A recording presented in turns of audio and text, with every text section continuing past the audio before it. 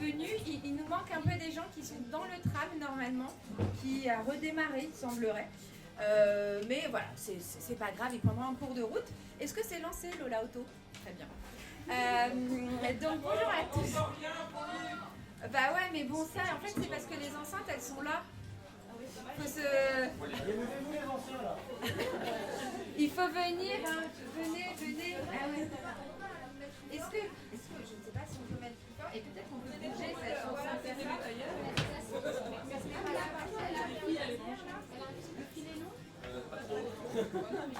Je peux gagner un mètre.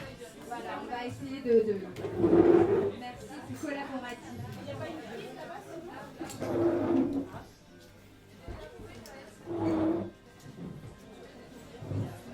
est-ce que c'est mieux comme ça?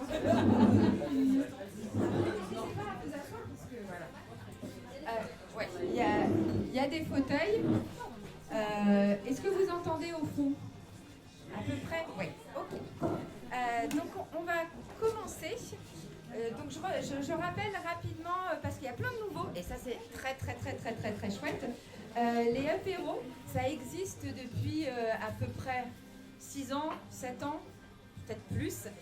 Ce sont des scènes ouvertes pour les porteurs de projets, et quel que soit l'état d'avancement de leur projet, que ce soit juste une idée ou que ce soit des entreprises qui sont déjà très développées sur le territoire. Il y en a à peu près de partout. Donc moi, Pauline Rivière, journaliste pour Le Connecteur, je porte celle de... Ah, mieux sans musique, merci beaucoup. Je porte ceux de Clermont-Ferrand, mais il y en a... Ah non, elle revient. Mais il y en a aussi à Murat, à Aurillac, à Issoire, à Rion, à Brioude, à Lezoux, j'ai dit Murat, oui. Et donc voilà, le format, c'est des pitchs de 4 minutes maximum. Ça, je suis intransigeante là-dessus. Avec quelques petites questions. Il y a généralement 5 présentations. Et puis après, ce qu'on appelle un open mic, c'est-à-dire que n'importe qui peut venir là où je suis et pendant 1 minute parler d'une actu ou de ce qu'il fait, faire passer un message. Bref, chacun fait ce qu'il veut. Et puis après, on boit un coup. Les événements sont soutenus par Marc Auvergne et Jessica qui est là avec son smartphone. Voilà. Si vous voulez savoir ce qu'est Marc Auvergne, Jessica, elle sera à votre disposition à côté du bar sur la deuxième partie de l'événement. La promesse qu'on fait, c'est qu'à 19h30, la première partie est terminée, et la promesse, c'est que si vous devez rentrer pour dîner, parce que vous avez une vie de famille et des contraintes et tout ça, et ben vous pouvez le faire. Et puis pour les autres, vous pouvez traîner là et continuer de boire un verre. Alors, on a été donc accueillis par le magnétique qui doit à un moment donné arriver et nous parler du magnétique. Mais on va commencer parce que... on va commencer. Est-ce que j'ai tout dit? Bon, peu importe. On va dire que c'est bon. Hop là. Et donc, on va appeler le premier pitcher. Je suis en ligne. Je sais pas les noms. Si, voilà, c'est bon. Et donc, voilà, c'est un petit peu la roulette russe. Et donc, c'est Étienne Goudfard qui va venir me rejoindre là. Bravo.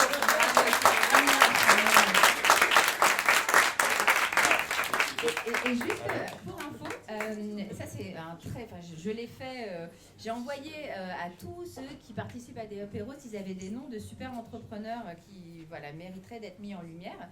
Et des personnes ont répondu. Et on nous a dit, mais Étienne est une personne formidable, il faut absolument qu'il présente son projet. Et après, on est allé voir son Instagram et c'est dizaines de milliers, centaines de milliers de followers. Des dizaines de milliers. Des dizaines de milliers de followers. On s'est dit, mais oui, mais carrément. Donc, je vais lancer, mais c'est quand même que 4 minutes. Je vais lancer le chrono et puis tu vas nous dire ton projet, ce que tu fais et pourquoi tu le fais. C'est à toi. Bon, salut à tous, donc moi c'est Étienne, donc je suis artisan papetier, donc pour ceux qui ne savent pas ce que c'est, je fais du papier traditionnel à la main on va dire, donc pour ceux qui ont visité le moulin Richard Debat, c'était là que je travaillais avant. Je vais vous refaire un petit débrief de ma vie. Donc moi au départ j'ai pas du tout fait ça, j'ai fait un master en STAPS, donc après je suis parti vivre 2 ans en Australie. À mon retour d'Australie, j'ai continué à voyager un petit peu en Amérique du Sud, en Asie, et après j'ai voulu revenir dans ma région natale, on va dire, qui est l'Auvergne et plus précisément Ambert. Donc je me suis mis à travailler au Moulin Richard Debat en tant que papetier pendant 2 ans. Donc la première année, j'ai été formé avec l'ancien papetier. Et la deuxième année, je me suis retrouvé tout seul malheureusement parce que le papetier est tombé malade. Et donc j'ai dû assurer la production du moulin pendant 1 an tout seul. Là, ça a été racheté récemment, donc en début d'année, par des propriétaires avec qui on n'est pas tombé d'accord. Voilà, on a des divergences au niveau de l'artisanat et des valeurs. Voilà. Si vous avez des questions à propos de ça, je pourrais vous préciser un petit peu plus. Vu que j'ai pas repris cette année au moulin, je me suis dit, moi j'aime mon métier, donc je vais quand même continuer à le faire. Et j'ai décidé de retaper la grange et l'écurie de la maison familiale. Donc on a un vieux corps de ferme et je suis en train de faire mon atelier en ce moment dans ce corps de ferme. Donc là je vais essayer de relancer ça. Normalement je dois me déclarer au mois de juillet si tout va bien. Ça traîne un petit peu parce que voilà, ça est toujours un peu compliqué entre ce qu'on pense faire et ce qu'on pense et ce qui est possible de faire. C'est un peu délicat, on va dire. Donc là, je rassemble des machines. Combien de minutes ? Non, c'est coller les mots. Ah, il faut que je... Ah oui, d'accord. Moi, j'ai pas l'habitude de parler dans le micro. J'en étais à... oui, le matériel, qui est un petit peu compliqué à trouver, mais voilà, c'est en train de se préciser. Dans mon atelier, je vais mettre en place 3 productions différentes. Donc, une production de papier recyclé avec des feuilles qui ont déjà été utilisées et qui ont été broyées. Une production en pâte sèche, donc ça c'est le papier qui est utilisé par tous les papetiers artisanaux. Tout le papier artisanal en fait en France est utilisé, c'est des plaques de fibres, on va dire, qui sont déjà compactées et qu'on remet à broyer dans une machine avec de l'eau. Ça nous redonne une pâte. Et j'aimerais relancer en Auvergne une production de vrai papier chiffon. Donc le papier chiffon fait à partir de vieux draps, de lin, de chanvre et de coton. Une chose qui n'existe malheureusement plus en Auvergne, contrairement à ce qu'on nous fait croire, encore une fois. Donc ça, pareil, il faudra me redemander plus précisément à ce moment-là. Voilà, donc j'ai fait un tour de France de tous les papetiers, justement, depuis quelques mois, là, pour un petit peu agrandir mes connaissances sur tous les types de papiers qui se font. Et voilà, donc là, je suis en plein boom. Voilà. Est-ce que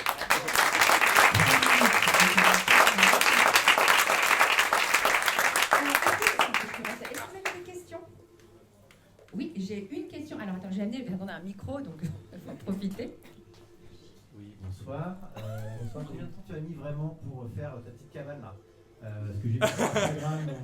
Ah, ma petite cabane, ouais. Elle a mis. Non, j'ai mis que 3 jours. Et encore, j'ai pas trop forcé. Mais j'ai bien fait de mal mettre mes tuiles parce que du coup, il y a eu. Alors, ça, on peut reparler un petit peu si vous voulez. Donc, sur le Instagram.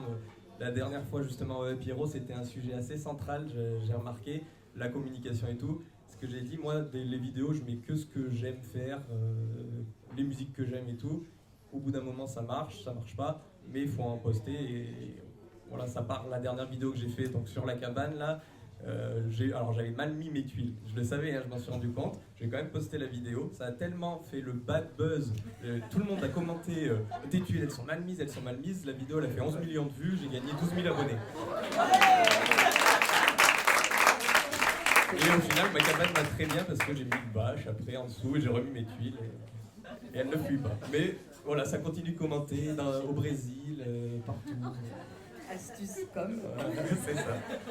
Donc il faut toujours mettre, même les choses imparfaites, il faut le mettre. Ça, le bad buzz est un buzz, donc ça vous apportera aussi du bon client. Est-ce qu'il y a une autre question ? Alors, moi, ah bah oui, alors, hop. Vos productions s'adressent à quel type de clientèle ? Voilà, Alors, ça. Il va y avoir plusieurs types de clientèle, donc le papier recyclé, ce sera vraiment, on va dire, pour tout le monde, parce que ce sera une gamme assez accessible, parce que voilà, c'est fait à partir d'un matériau qui, moi, va me coûter rien au départ. Le papier à partir de pâte sèche, ça, ce sera vraiment plutôt pour les artistes, donc les aquarellistes, les peintres, les dessinateurs, les relieurs. Et après, le papier chiffon, ce sera vraiment un papier, alors si j'arrive à le mettre en place, ça, qui sera destiné à la reconstitution de livres historiques, pour les bibliothèques, justement, des choses comme ça, ou alors des artistes qui veulent vraiment un papier style à l'ancienne. On peut faire un peu varier toutes les fibres dans le papier et jouer un peu sur ça finalement. Et où est-ce que tu imagines les commercialiser tu vois, en direct ou... Alors, non, moi je vais pas vendre chez moi du coup, parce que je veux pas avoir une armée de gens qui arrivent chez moi. Mais par contre, je vais en vendre beaucoup en ligne. Et après, j'aurai des points de vente sur Ambert dans différents centres. Et il y a un autre moulin avec lequel je vais travailler où je vais mettre en place des stages à la journée avec des professionnels qui veulent vraiment apprendre à faire du papier. Et là, il y aura un point de vente aussi à cet endroit. Donc le moulin de Noirin, si vous connaissez. Voilà. J'ai une autre question, j'approche le micro.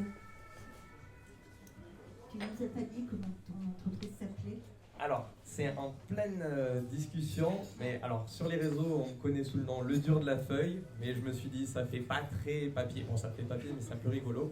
Donc là, mon entreprise, je pense que je vais l'appeler Les Papiers de la Grange. Alors, après les papiers enchantés, ça fait... ouais. Non, je reste sur Les Papiers de la Grange. Ouais. Est-ce qu'il y a une autre question? Oui. Je voulais savoir si sur le papier artisanal, on peut envisager du papier pour imprimante et en particulier pour imprimante laser. Ouais, alors il y a un peu tous les types de papier qu'on peut faire justement en papier artisanal.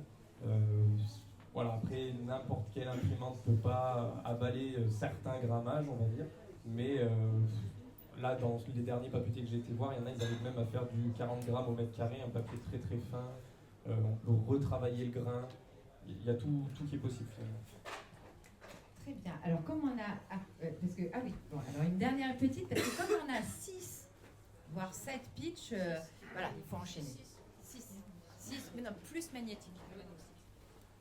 Puisqu'il est possible de faire plein de choses, est-ce que tu penses faire du sur-mesure?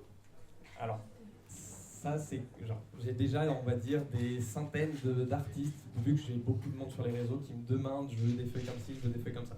Dans l'idée, j'aimerais bien pouvoir le faire, mais dans un premier temps, il va falloir que je produise ce que je peux produire dans une gamme, le vendre, et après ça, ce serait des évolutions possibles. Mais j'aimerais bien, oui, pouvoir travailler directement avec un artiste qui me dit, moi, il me faut ce type de papier. Mais le gros souci du papier artisanal, c'est que les formes à papier, donc c'est les tamis qui permettent de sortir les feuilles, c'est très cher, ou alors c'est compliqué à construire. Une forme en raisin classique, donc raisin c'est un format 65-50 à peu près, et ça coûte 2 000 €.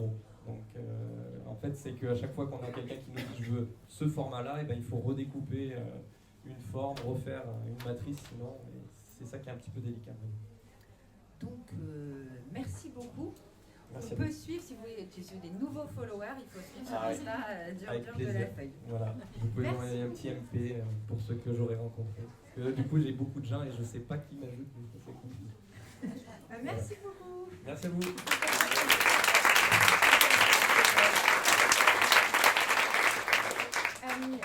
Je vais demander à Alcino de venir parce qu'il m'a dit que j'étais un peu stressée et du coup moi je sais que quand je suis stressée j'ai envie de passer en premier pour m'en débarrasser et du coup Alcino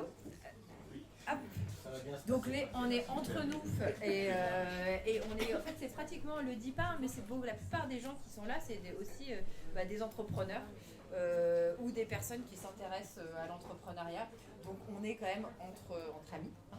Hop, presque. Voilà, je te donne le micro. Donc tu as 4 minutes pour présenter ton projet, pour nous dire qui tu es et comment l'idée t'est venue de monter ton projet. Très bien. Et oui, et quand je fais tic, ça veut dire que ça fait 4 minutes. Ok. Et go. Bonjour à tous, moi c'est Alcino Salvador. Donc vous savez, il y a une chanson qui dit « Mais qui peut me stopper? Je viens de loin. » Non, je rigole.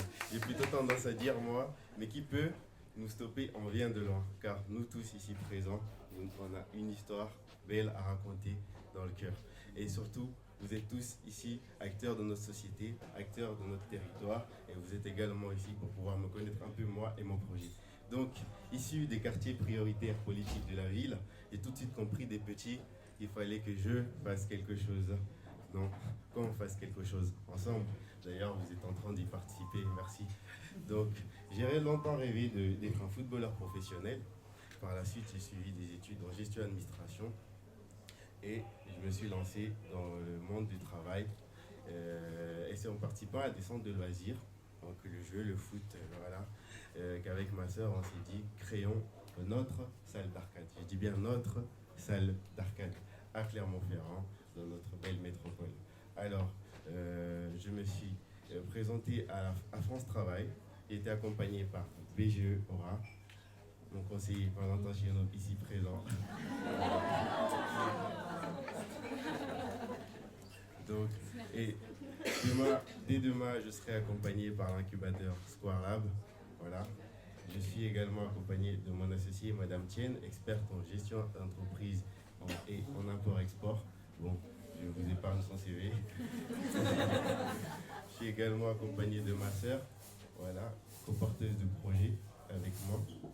Et donc l'objectif, c'est d'ouvrir une salle d'arcade dédiée à la réalité virtuelle, aux jeux de sensations, mais une salle d'arcade avec de l'ancien et du moderne. C'est-à-dire faire le mix, peut-être qu'on pourra s'appeler Fusion Fan Zone, donc la fusion de l'ancien et du moderne. L'objectif est de permettre à nos enfants ou à vos enfants de demain, voilà, le futur papa, de pouvoir partager la passion du jeu vidéo avec leurs futurs enfants. Voilà.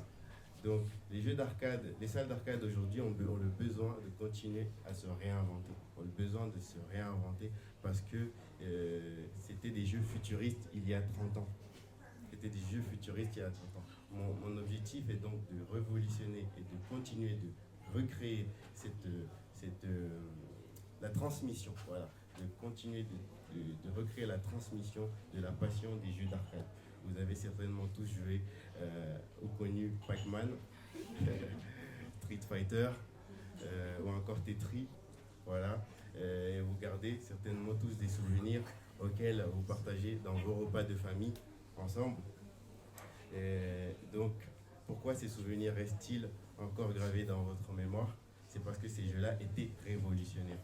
Donc moi j'ai envie de créer, recréer et continuer à garder les jeux d'arcade en apportant de la nouvelle technologie. Voilà, parce que c'est à ce moment-là que les salles d'arcade se sont perdues.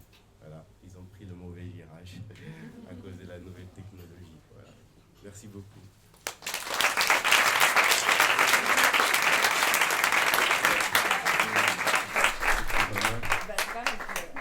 On avait dit qu'elle avait vraiment max. Très bon pitch. Est-ce que vous avez des questions? C'est quand que ça ouvre? Ouais. Alors, donc on va tout revoir de zéro avec Square Lab. J'espère d'ici un an et demi, voilà, on va voir large. Mais j'espère surtout vous rencontrer aussi le jour de l'ouverture. Pourquoi pas pour rencontrer une petite marionnette qui va vous accueillir en mode.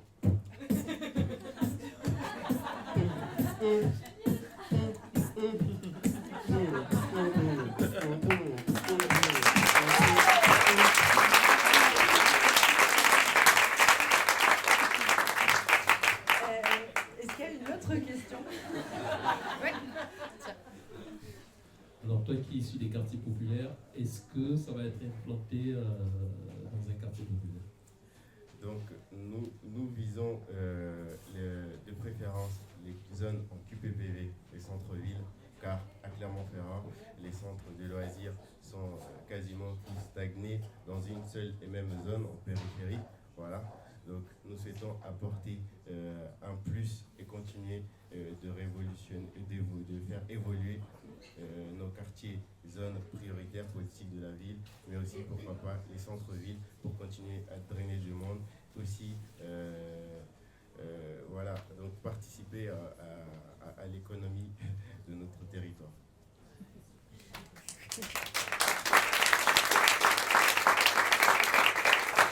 Est-ce qu'il y a une autre question? Oui.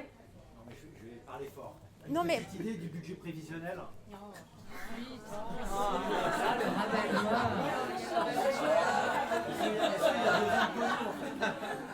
Alors c'est vrai que les jeux d'arcade coûtent énormément cher, donc ça va dépendre du local, donc de la surface qu'on trouvera.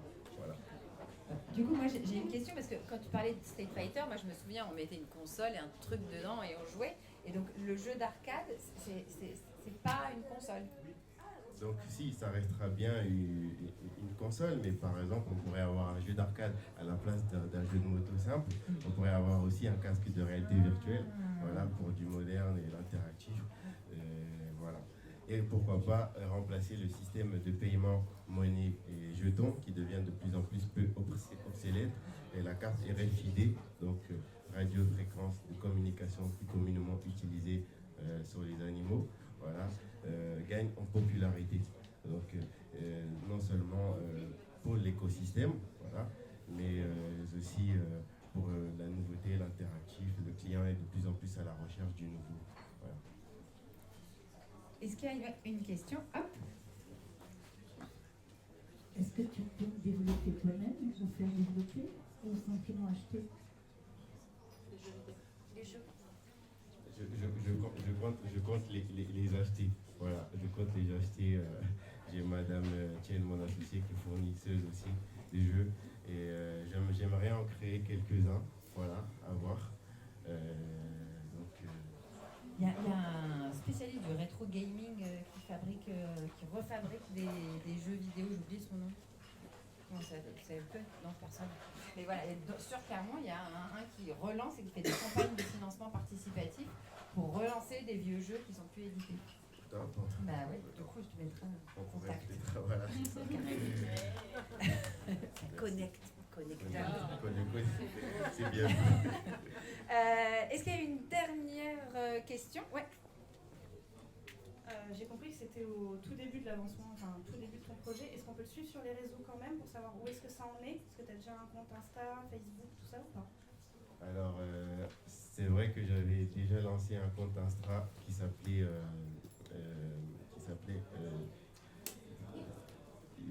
bon, j'avais créé. C'est pas le nom définitif du coup. Il s'appelait Tower of the Star, voilà, ce n'est pas le nom définitif. Il s'appelait Direction les étoiles en français, voilà, sur Instagram. Mais pendant 2 ans, voilà, ça fait 2 ans que je suis sur le projet. Et aujourd'hui, je reprends de zéro avec Square. Pendant 2 ans, il s'est passé énormément d'imprévus, donc c'est vrai que j'ai arrêté de communiquer. Et je souhaite créer une nouvelle page ou reprendre, mais avec le nom qui sera décidé pour notre centre de loisirs. Voilà. Ok, et eh bien merci beaucoup Sino et merci beaucoup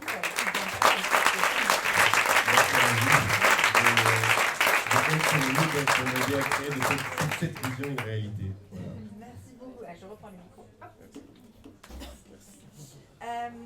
Hop. Et du coup, on va continuer. Je suis désolée. Hop, je reprends parce que ça, je fais au hasard. C'est un petit peu le. On va donner la parole à Julia. Julia qui est là.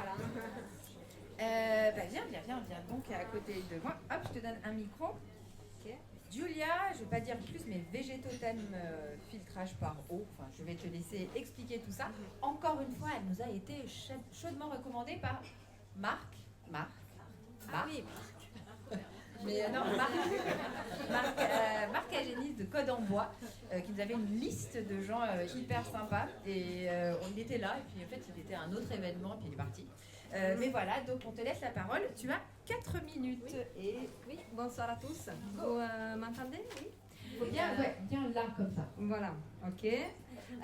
Alors, je suis Giulia, je suis italienne. Je viens de la ville de Turin, dans le nord de l'Italie. C'est une ville vraiment très très polluée. Mais quand on est dans la pollution tout le temps, on ne se rend pas compte. Alors que là, après quelques années en Auvergne, eh ben, quand je rentre dans ma ville d'origine, mais effectivement, la dernière fois, j'ai dit à ma soeur, mais tu ressens pas l'odeur et tout? Elle me dit, bah non, c'est normal. Parce qu'effectivement, quand on est tout le temps dans un air pollué, on ne se rend pas compte. Et du coup, j'ai lancé il y a 2 ans une entreprise pour créer un objet physique qui est un purificateur d'air. Et ça fonctionne selon un principe vraiment novateur qui est celui d'utiliser l'eau et utiliser les plantes pour nettoyer l'eau. Donc, je ne sais pas si vous connaissez les purificateurs standards. Ce sont des objets qui ont un ventilateur et il y a un filtre mécanique qui retient les particules. Et dans cet objet, qui est aujourd'hui à l'état du prototype fonctionnel, on est en train de commencer la production et l'industrialisation, eh ben, c'est l'eau qui a ce rôle de filtre, un peu comme la pluie. En fait, quand il pleut, ça ramène au sol les polluants. Et après, il y a des micro-organismes ou des plantes qui s'en nourrissent. Et du coup, c'est sympa parce qu'il n'y a pas de filtre. C'est un bel objet. J'ai quelques photos ici. C'est un objet qu'on a voulu faire vraiment un peu poétique pour s'éloigner de cette idée un peu anxiogène des purificateurs d'air, la pollution, le danger invisible, avoir un bel objet qu'on pourra avoir dans son bureau, dans sa maison, et qui est en plus vraiment très efficace. Franchement, je suis fière aujourd'hui parce qu'on a réussi à avoir vraiment des bons résultats technologiques. Et en plus, on peut se dire quel est l'avantage d'utiliser l'eau et les plantes alors qu'on a des purificateurs traditionnels qui fonctionnent très bien. Ouais, ça me pas, avec la Covid, je n'ai pas trop l'idée. Bon.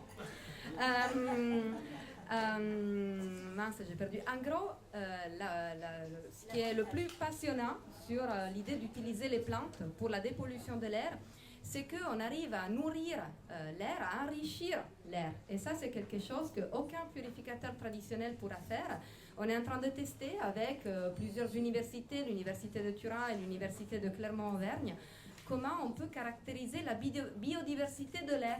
Alors, dans l'air, il y a beaucoup de choses, en fait, dans une quantité moindre, mais on peut quand même caractériser la biodiversité de l'air. Et bien évidemment, dans une forêt, la biodiversité sera plus élevée, alors que dans un milieu pollué, comme la pollution elle est agressive pour tous, même pour les micro-organismes, il n'y a que les micro-organismes les plus résistants qui arrivent à tenir dans un lieu pollué. Du coup, la biodiversité baisse.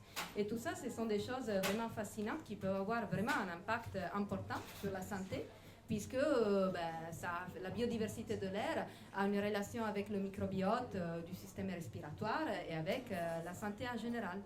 Donc voilà, et pour terminer mon histoire, quand ma sœur a eu son enfant, je lui ai offert un purificateur d'air qu'elle n'utilise absolument pas, parce que les purificateurs d'air traditionnels sont des objets qui ne parlent pas aux gens. Ça donne souvent cette idée de un peu anxiogène, c'est un appareil, ce sont des appareils souvent très blancs, un peu médical, et donc du coup l'ambition avec ce nouveau produit, c'est de pouvoir offrir à tous les gens qui habitent en ville, qui habitent dans des milieux qui sont encore assez pollués, un objet poétique, facile d'entretien, qu'ils peuvent avoir chez eux ou dans leur bureau. Voilà. Hein?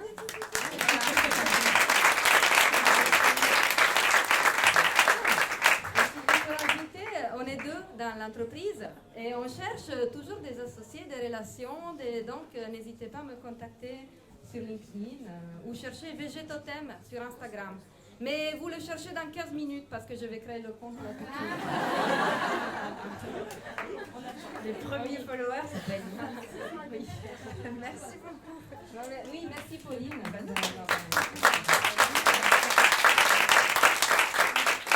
Est-ce qu'il y a des questions? Est-ce qu'on peut avoir une photo du coup? Oui, oui. Vous avez des photos? Oui, il n'y en a que 3, mais voilà. Ce sont des tests en plus parce que la photo que vous voyez date de la semaine dernière. Alors, on n'a pas encore... C'est vraiment un cours de...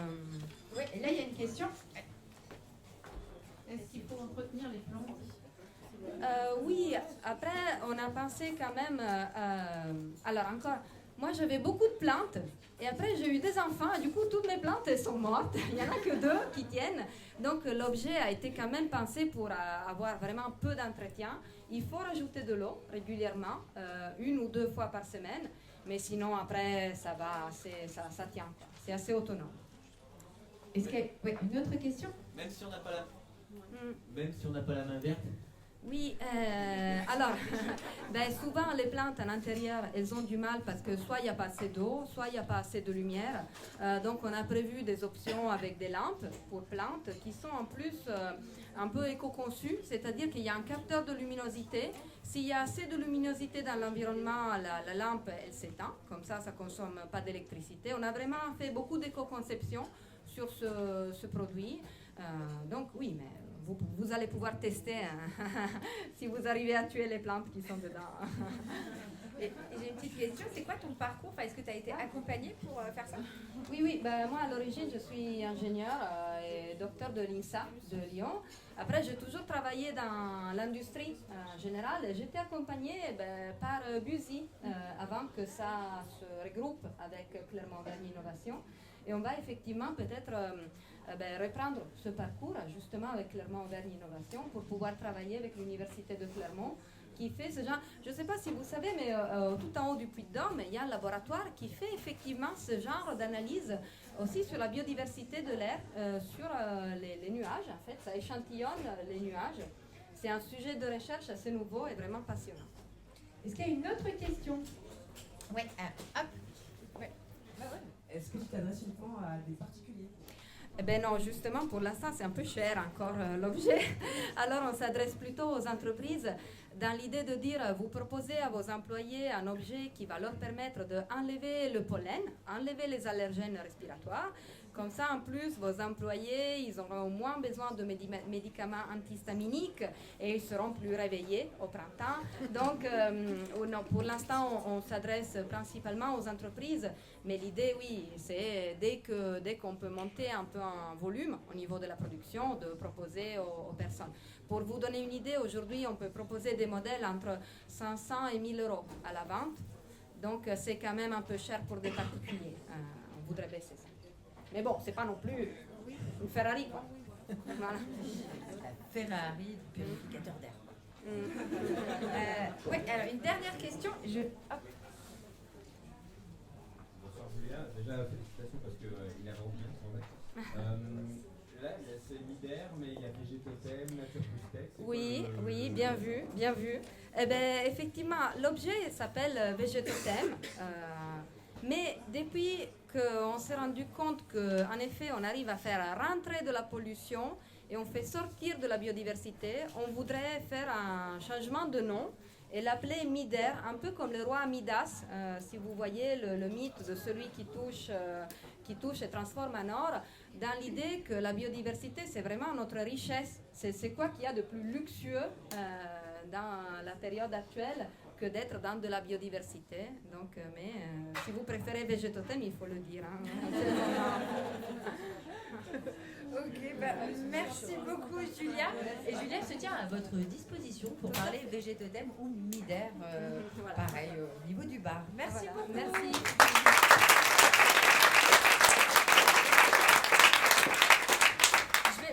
Jean-Charles, vu que tu es là, allez, viens me rejoindre. Jean-Charles Deuil, pareil, toujours merci beaucoup à Marc, hein, qui me dit ouais, il est top, il faut le laisser parler.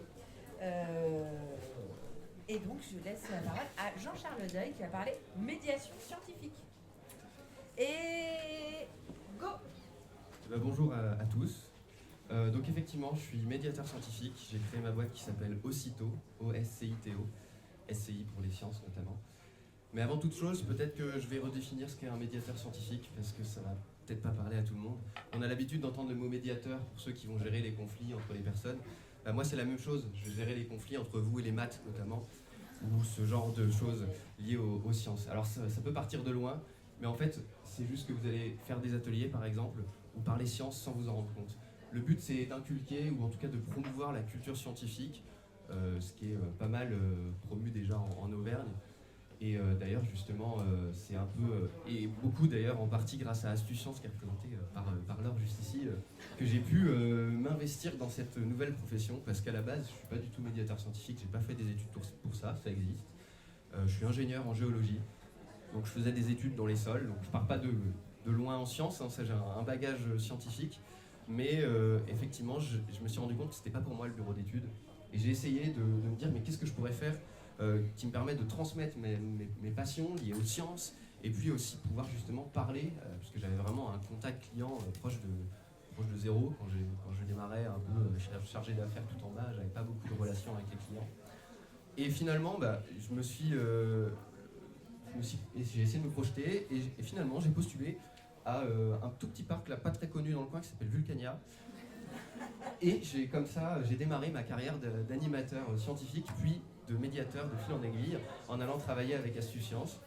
Et aussi du coup maintenant je suis à mon propre compte, je me suis lancé, je fais des ateliers avec un bac à sable numérique, donc c'est ultra satisfaisant. On a un côté hyper créatif, on va faire des paysages avec des petites maisons, avec des reliefs, des couleurs qui sont reprojetées, c'est de la réalité augmentée. Il s'appelle Basile, ce petit bac à sable. On va aussi pouvoir aller visiter le ciel nocturne sous un planétarium gonflable. Alors on rentre comme dans un igloo et puis on est ensuite 10 minutes habitué à cette pénombre qui nous entoure et on observe les étoiles et on explique ce que sont les étoiles, l'étoile polaire, pourquoi l'étoile du berger n'est pas une vraie étoile et les constellations qui nous aident à nous repérer dans le ciel et même après vous repartez et là c'est bientôt le mois d'août, vous pourrez vous-même aller observer les étoiles grâce à ce type d'atelier. Alors je m'adresse à des festivals, à des salons, mais aussi pourquoi pas à des particuliers, si vous êtes un groupe d'amis. Je dis ça parce que récemment, il y a un groupe d'amis qui m'a dit « Ah, on veut faire venir le planétarium, ça coûte combien ?» et ils m'ont dit « Bah d'accord, ok, ça marche. » Donc tant mieux pour moi. Après, je suis beaucoup aussi avec le Pass Culture, les établissements scolaires. Ce qui a été développé ces 2 dernières années, c'est génial pour la culture. Là, en l'occurrence, la culture scientifique, qui est une vraie culture à part entière, même si parfois elle est un peu oubliée. Et puis je fais justement avec les écoles, j'utilise pas forcément beaucoup le bac à sable, je le laisse plutôt à des collègues animateurs. Et moi j'utilise pour le reste de la classe, parce que je peux pas occuper toute la classe en même temps, un petit jeu vidéo très populaire au sein des collégiens et des lycéens, c'est Minecraft, où c'est très rigolo parce que j'ai été dans une classe à Ambert et on s'intéresse beaucoup à la gestion de l'eau, le développement durable et tout ça. Et on s'est beaucoup intéressé au moulin Richard Debat, donc je ne sais pas où est Étienne, mais c'est un peu un clin d'œil à ce qu'a présenté tout à l'heure Étienne, même s'il est un peu en froid si j'ai bien compris. Il faut se méfier de ce qu'on dit à Richard Debat. Voilà, c'est ce genre d'atelier aussi que je peux proposer, Festival Expo Science à Polydôme qui n'était pas loin, et aujourd'hui voilà le cœur de mon métier qui j'espère va perdurer. Merci au connecteur, merci à Marc.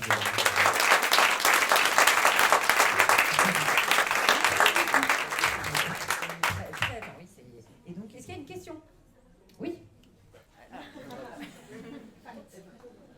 Ouais, du coup, tu es plus sur la médiation scientifique, sur la géologie et les étoiles, mais est-ce que tu fais aussi, par exemple, les insectes parce que mon frère est médiateur scientifique aussi, mais à la LPO et sur les oiseaux. En général, si j'ai un sujet qui peut m'être proposé, ou que je vais proposer moi-même, je vais effectivement, et c'est aussi ça le boulot de médiateur, me renseigner sur des recherches, peut-être directement discuter avec des chercheurs, des chercheuses qui ont pour thème principal cela justement. Alors je suis beaucoup plus à l'aise avec les sujets autour de la géologie et des sciences de la Terre, mais j'ai fait beaucoup aussi de biologie durant mes études.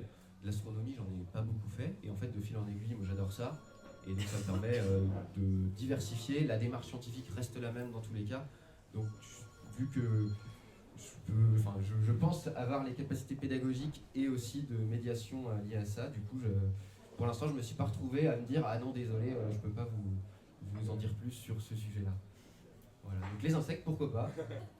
Ils ont 8 pattes, hein, c'est ça. Et les neurosciences? Pardon? Les neurosciences. Eh ben, les neurosciences, en fait, ça va être la même chose.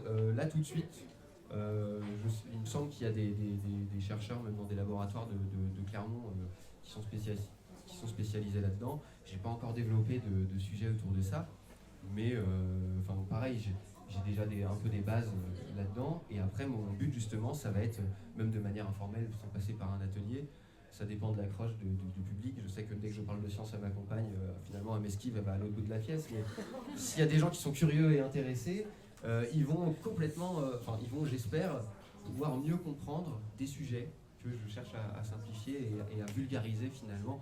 Donc pour les neurosciences, je ne sais pas si vous aviez une idée derrière la tête. Oui. Ok. Alors rapidement, parce que le temps file. Oui, moi j'ai une idée de coopération. D'accord, ah bah alors on peut discuter après, il n'y a aucun souci. Si vous travaillez là-dedans, moi je suis ouvert à toute proposition et justement essayer de vulgariser tout ça, ce serait avec grand plaisir. Est-ce qu'il y a une dernière question? Le nom, non. Ah, le nom, ah oui. Ça s'appelle Ocito, O-S-C-I-T-O.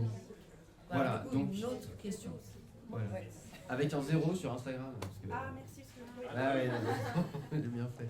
Est-ce que tu es déjà intervenu auprès de publics d'adultes dans des formats de séminaires et plutôt pour des entreprises qui seraient liées à leur territoire, en tout cas qui auraient envie de mettre en avant? Oui, je me rends compte, du coup j'aurais dû mieux utiliser les 15 dernières secondes qui m'étaient destinées. En fait, je présente parfois des festivals où je fais aussi de plus en plus des formations en tant que formateur. Notamment avec la Maison pour la Science, j'ai pu animer une formation autour des risques naturels. Et après, avec d'autres professionnels, j'ai animé des tables rondes. Pour l'instant, ce n'est pas la majorité de mon public, mais ça commence en tout cas. Et bon, pour l'instant, les retours sont très bons. Je vais d'ailleurs animer aussi bientôt une formation autour du bac à sable pour former des nouveaux animateurs justement. Donc je continue à engranger de l'expérience à ce niveau-là. Mais je peux aussi tout à fait m'adresser à des adultes.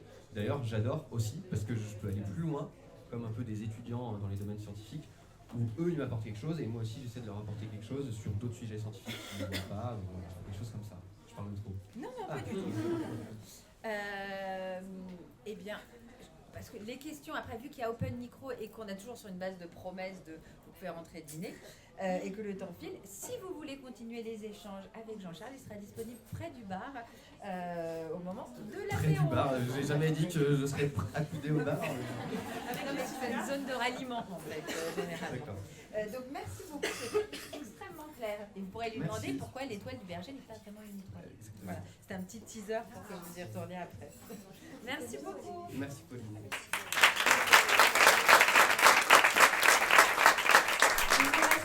Deux petites choses. On va demander à Anne-Claire Morel de venir sur scène là. Anne-Claire, tu as donc 4 minutes également pour nous présenter un lieu unique. Bonjour, merci Pauline. Donc Anne-Claire Morel, responsable communication marketing au sein de Turing 22. Alors pour ceux qui ne connaissent pas, c'est un espace de coworking situé à La Perdue qui a vocation à accueillir des entreprises de tout type au sein de différents secteurs d'activité. Il a ouvert il y a 5 ans et là l'idée c'est qu'on a eu envie en fait de créer un projet encore plus grand qui fasse parler de la région, au-delà de la région. Et donc en fait le projet ça s'appelle le PIC, qui va ouvrir d'ici décembre 2025. L'idée c'est d'avoir un énorme projet qui permette aussi de pouvoir réunir un maximum d'entreprises. Que vous soyez entrepreneur, PME, au sein de grands groupes d'activités, l'idée c'est qu'on soit tous réunis au sein d'un même lieu dans lequel vous sortirez, vous aurez tout de suite accès, je ne sais pas si vous avez besoin d'accompagnement, il y aura un maximum de réseaux sur place, un accompagnement financier, un accompagnement en termes de management. Voilà, là actuellement on est aussi bien en recherche d'entreprises qui sont déjà intéressées, parce qu'on a déjà des demandes, et on est aussi dans une recherche de mise en relation de tous les réseaux clermontois pour faire connaître le projet, pour travailler ensemble à des synergies, pour que tous ces réseaux-là soient présents sur place et que vous, en tant qu'entreprise, vous ayez en fait tout le monde au même endroit pour pouvoir vous aider à accompagner et accélérer un peu la croissance de votre société. Vous m'entendez bien ou pas? Oui. Je ne suis pas une spécialiste du micro, donc... voilà, et l'idée c'est d'avoir de nouveau des espaces pour pouvoir se réunir en tant qu'entreprise. Et en fait, vraiment l'exception de ce projet, il faut savoir que ça va être le deuxième plus gros espace de coworking de France, après Station F. La grosse innovation là-bas, c'est qu'en fait, il y aura toute une aile pour pouvoir loger, que ce soit des collaborateurs, que ce soit des stagiaires, des partenaires, des fournisseurs, des prospects qui à un moment vont venir vous voir. Vous aurez la possibilité de leur mettre à disposition un studio à la semaine, au mois, etc. En plus des autres nouveautés, on aura aussi la possibilité de pouvoir se restaurer sur place. On va faire travailler 6-7 sociétés qui proposeront différents types de restauration. Donc on pourra se restaurer la journée, le soir en mode after work avec les collègues, avec les autres sociétés. On aura une salle de séminaire qui le soir se transformera en salle de spectacle. On est en train de voir pour tout ce qui est programmation culturelle. Alors j'enchaîne. Et parmi les autres choses aussi à évoquer, c'est pas des moins agréables, c'est-à-dire qu'il y a une partie pour se ressourcer. Donc on a prévu un jacuzzi, un sauna, des salles de massage avec voilà, toute une possibilité pour pouvoir se faire la manucure, pour pouvoir se faire coiffer sur le temps du midi et tout. Vraiment, l'idée c'est d'avoir un maximum de services sur place. En fait, nous, en tant que salariés, pour faciliter notre quotidien, pour avoir le moins de charge mentale possible. Et à l'image de Turing 22 qui existe déjà, on va continuer à avoir ce même service de conciergerie que nous on utilise au quotidien pour voilà, se débarrasser de la voiture qu'il faut emmener au garage, du linge à emmener au pressing. Voilà, l'idée c'est qu'on ait en fait de nouveau tous ces services-là aussi au sein du PIC. Voilà. Alors j'ai pas précisé l'emplacement qui est quand même assez important. Alors le projet va avoir lieu sur les terres Michelin au sein du parc Catarou, donc collé au stade. Voilà. Est-ce qu'il y avait d'autres choses? Ok. Après, si. Alors la différence de Turing 22, c'est que donc on va avoir encore plus de services pour les entreprises, mais tout en étant encore moins cher. On va continuer à avoir des solutions, ce qu'on appelle nomades, qui permettent de pouvoir accéder voilà, librement, quand vous voulez, à la journée à nos espaces. Et puis on aura aussi des possibilités d'intégrer soit des bureaux partagés, vous êtes entrepreneur, vous arrivez, hop, avec votre ordinateur, vous venez à la journée, vous venez quand vous voulez. Vous avez différents collègues d'autres sociétés, et puis on aura aussi des bureaux privés. Voilà. Merci beaucoup. Est-ce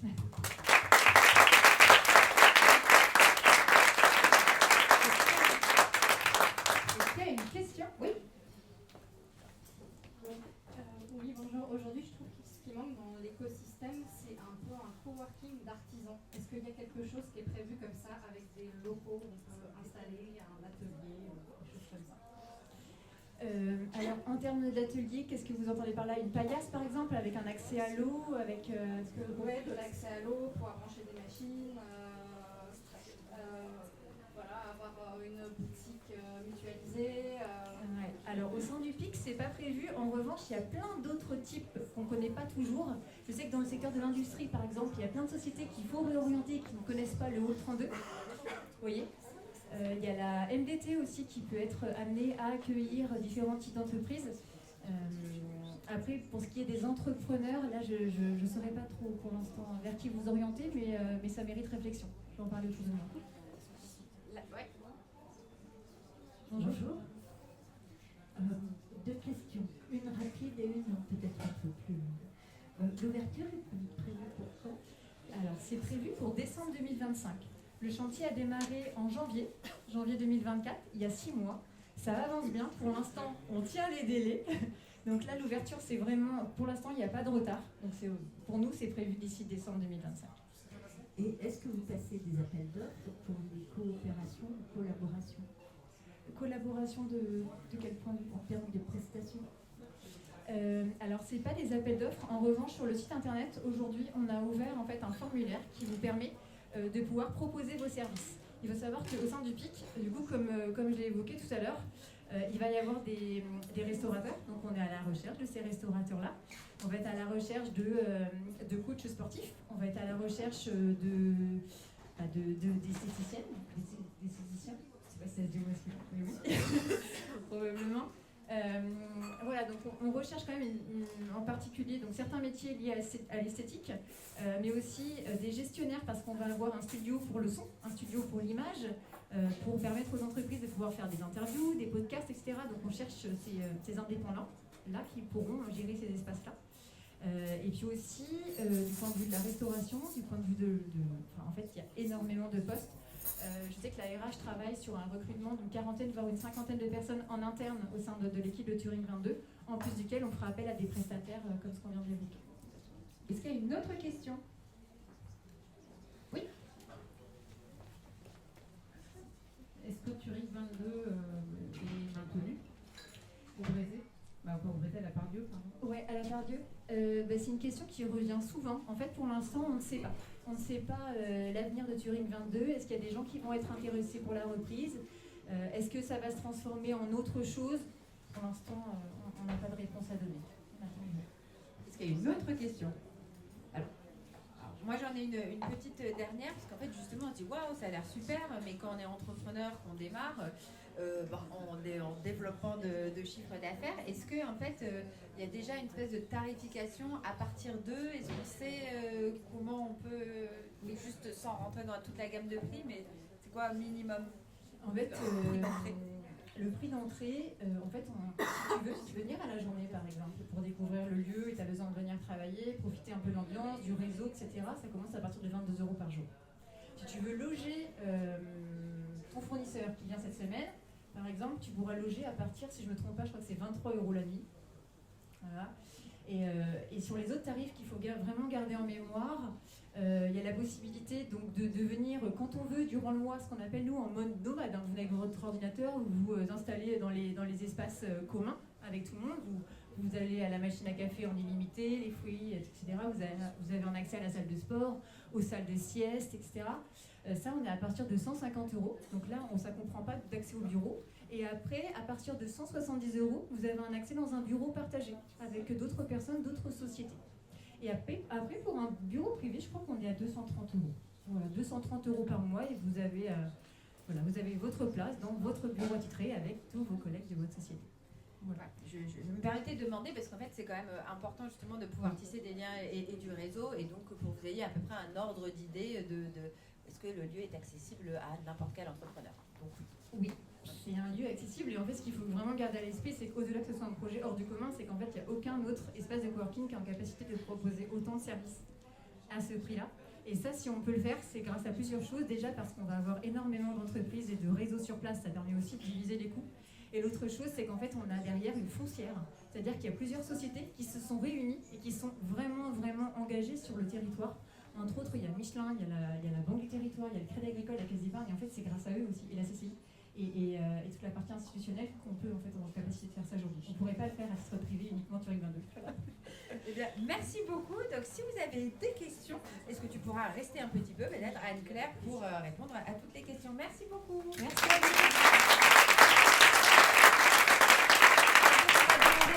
À notre dernière pitcheuse de nous rejoindre, Audrey qu'on a croisée à 10 ans de Pépites et on s'est dit, oh là là, mais qu'est-ce que c'est bien, c'est chouette ce projet. Bon, je n'en dis pas plus et elle va vous le présenter. Ça va ? Ça va. Et après, ce sera open micro et après, ce sera apéro. Et go. Je vais retourner là-bas finalement. Alors bonsoir tout le monde, moi je m'appelle Audrey, j'ai 23 ans et ce soir je vais vous raconter une petite histoire. Spoiler alert, c'est la mienne. Quand j'étais petite, je rêvais de lire tous les livres du monde. Je me suis vite aperçue que ça allait être compliqué quand même. Ce que j'aimais faire aussi, c'est aller dans les vieilles librairies et découvrir les livres pas du tout connus, vraiment que personne ne connaissait. J'avais un peu l'impression de me la péter, bref. En grandissant, j'ai réalisé un de mes plus grands rêves, c'est de devenir auteur. J'ai été publiée dans une petite maison d'édition, j'écrivais de l'heroic fantasy. Et là, en fait, la réalité du métier m'est apparue en pleine figure quand j'avais 16 ans. Donc, le manque de visibilité quand on est un petit artiste ou un petit auteur, les places en librairie qui sont extrêmement chères, etc. Donc, j'ai dû arrêter mon activité. Je rentrais en prépa de toute façon, donc concilier l'écriture de toute façon et la prépa, c'était un peu complexe. J'ai continué mes études, j'ai découvert Clermont-Auvergne Pépites, du coup, qui m'a énormément aidée dans la construction de mon projet. En parallèle, j'ai monté le BDE de lettres du coup à Gergo. Là, ça a été cohésion étudiante, les soirées forcément, mais aussi pas mal d'événements culturels. On a organisé le salon du livre étudiant avec que des jeunes auteurs pour le coup, donc ça c'était super chouette au Café des Augustes. Voilà. Et donc c'est à partir de toutes ces petites expériences qu'aujourd'hui je vous propose le projet Galaded, qui est une programmation d'événements culturels dans les commerces de centre-ville qui met en avant les artistes et auteurs locaux. Donc comment ça se passe ? C'est très simple, il y a plusieurs formats, il y a des dédicaces, des expositions, des salons du livre, et vous pouvez retrouver un artiste, un auteur ou plusieurs qui est en fait de votre ville. Voilà, parce qu'on ne se rend pas compte, mais il y en a beaucoup.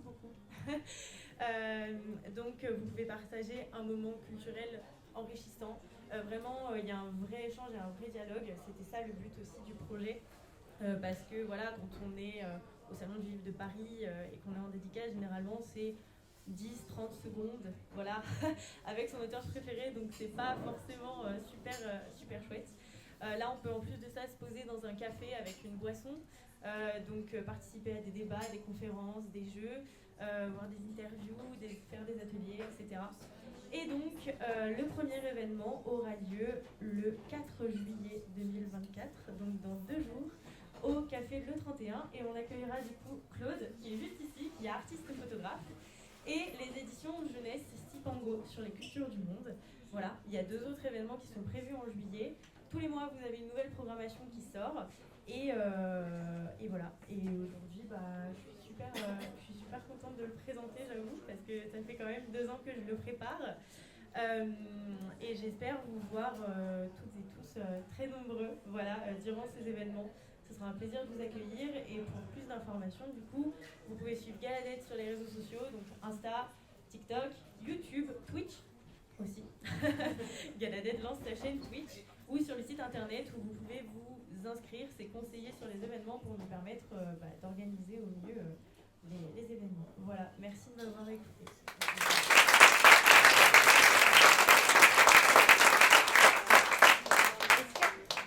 Est-ce qu'il y a des questions ? Alors, moi j'en ai une. Enfin, c'est quoi comme lieu, type de lieu? C'est plutôt des bars, des restos, ou ça peut être n'importe quel lieu qui...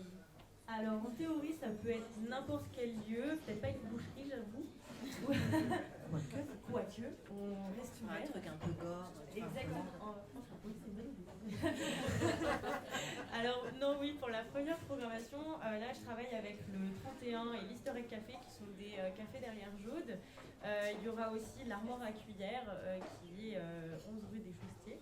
Et le Carnot, qui est au milieu des facs, voilà. Et il y a aussi, par exemple, le Forum Saint-Jean, c'est en discussion pour septembre. Et voilà, donc ça peut être, c'est en majorité des cafés pour le moment, mais il y aurait tout ce qui est forcément galerie, librairie, lieux culturels, mais aussi autres. En fait, le but, c'est vraiment de vous donner accès à la culture de chez vous, près de chez vous, voilà. Est-ce qu'il y a une autre question? Oui.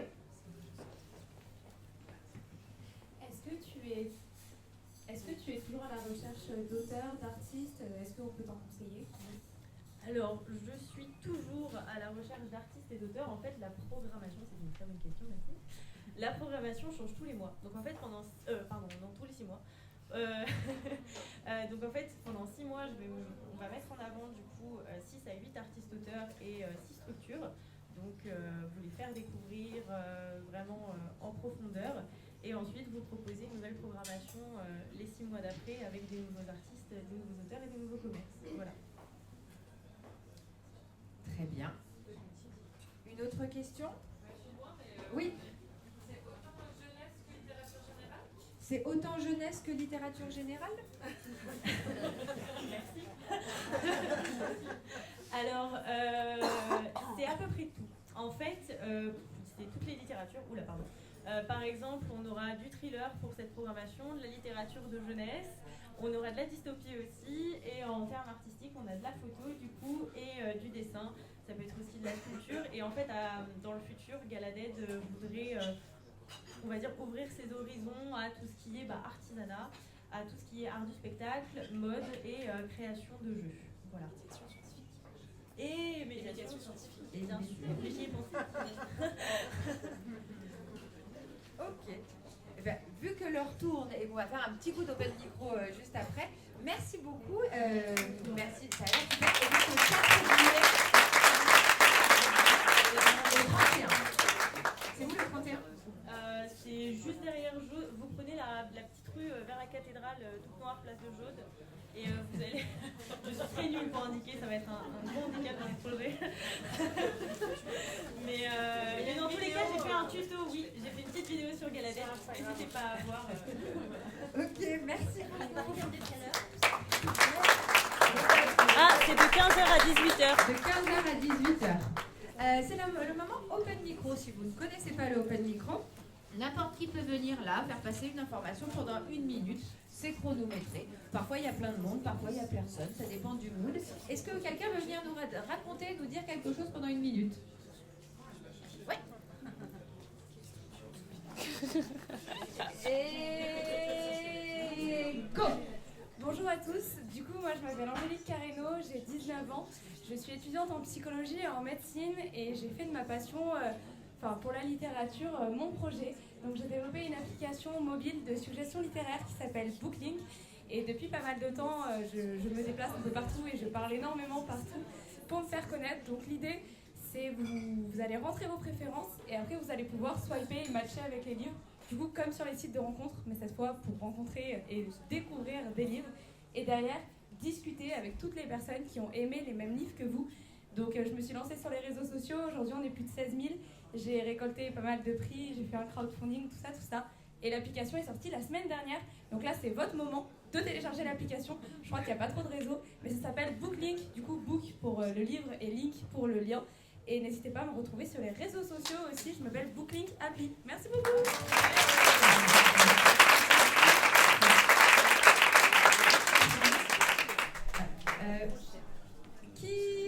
Est-ce que quelqu'un... Oui, voilà, il faut venir.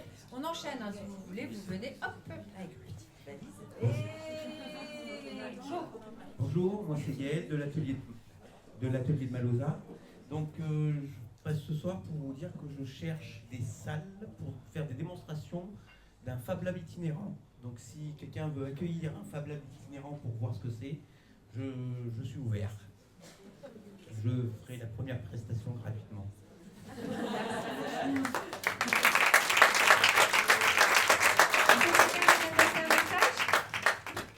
Oui, venez.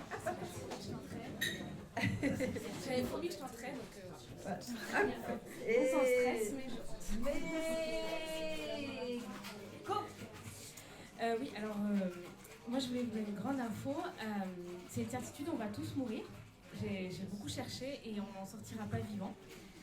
La bonne nouvelle, c'est que voilà, je suis présidente d'une association qui s'appelle Ressources de vie et on a pour projet de créer la première maison d'accompagnement et de soins palliatifs du Puy-de-Dôme. Donc on cherche des bénévoles, on cherche des mécènes. Donc voilà, si ça vous tente, eh ben, parlez de nous, soutenez-nous. Et puis voilà, ça nous fera très plaisir et ça sera très important pour les patients parce qu'aujourd'hui 50% des patients qui en ont besoin n'ont pas accès aux soins palliatifs. Donc vous pouvez agir, on peut tous agir. Donc soutenez-nous. Voilà, merci.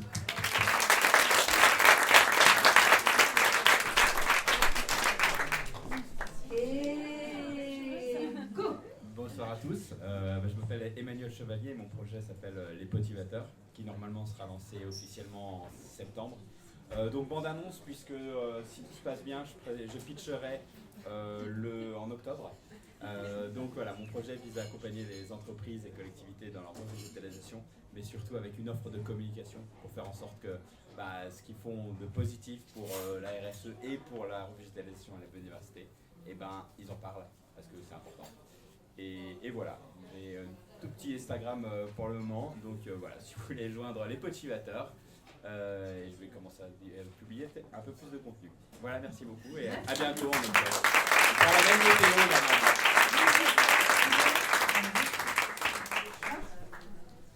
Oui, bonjour. Ah bah attends, c'est pas fini. Et go. Voilà. Donc, une petite précision déjà par rapport aux 4, c'est que je vais animer aussi un atelier sur l'écriture du haïku. Donc, si vous êtes intéressé par le haïku, ce sera le moment de venir.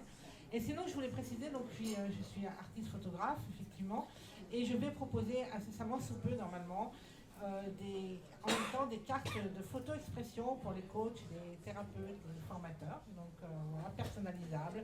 Vous allez pouvoir choisir, les personnes peuvent choisir leurs cartes, choisir le dos des cartes, mettre le logo au dos des cartes si ça les intéresse. Et je suis à la recherche de papier écologique qui passe dans une imprimante laser. Ça c'est hyper important, sinon je bousille mon imprimante. Donc il faut vraiment étudier pour ça. Et donc voilà, c'est la seule chose qui coince pour l'instant parce que c'est très très très compliqué à trouver. C'est une galère monumentale. Voilà, merci.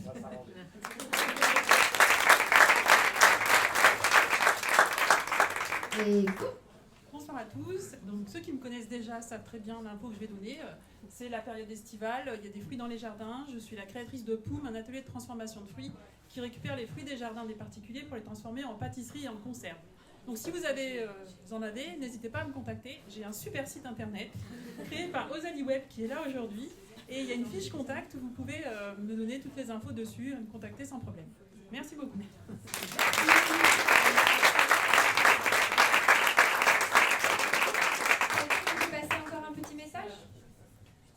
Pas rester là pendant très longtemps. Ouais. Eh bien écoutez, s'il n'y a plus personne, je coupe ce second micro. Donc merci beaucoup d'être déjà venus aussi nombreux. Merci à tous nos pitchers d'avoir extrêmement bien pitché. Merci d'être, parce qu'il y en a qui sont là pour la première fois, il y en a qui sont des fidèles et qui sont même des ambassadeurs qui nous donnent des noms.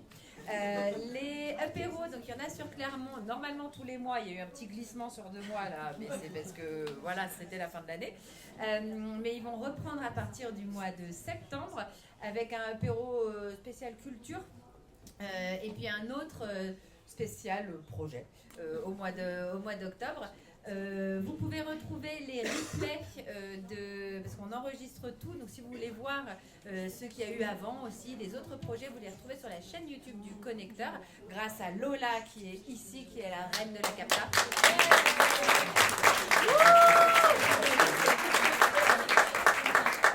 Et merci beaucoup aussi à Marc Auvergne qui nous soutient nous permet d'organiser des événements. C'est grâce à elle qu'on est là, parce que j'avais pas de lieu, je ne sais pas où faire, je voudrais un lieu sympa.